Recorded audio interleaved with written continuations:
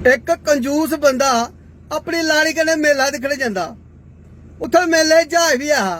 वो जहाजे ना एक झूटे दे उन्हें 2000 टिकट रखी दी तो बंदे जनानी आखन लगी मैं भी जहाजा झूटा लेना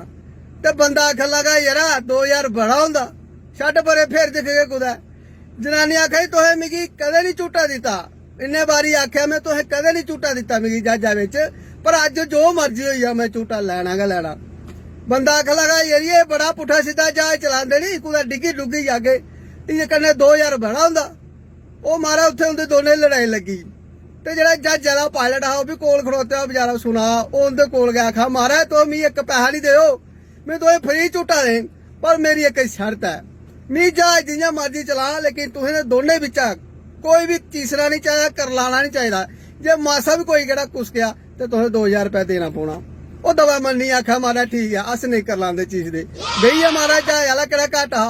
उन्हें भी जहाज उपर चंगा फैंटा कदे पुठा कदे सीधा कदे खब्बा कदे सज्जा चंगा फेरिया उन्हें लेकिन वो मां दे बच्चे पीछे कुसके तो करनी ते जेल्लै थल्ले उतरे ते पायलट आखन लगा उसी कंजूसी आखा मारा तुंदे बड़ी हिम्मत है इत्थे मैं दिखा बड़े बड़े लोग भी इत्थे करलान चीसना स्टार्ट हो जाते तू इन्हें मासा कुसके तो करे नहीं ते बंदा आखन लगा मारा मैं एक बारी ते सोचा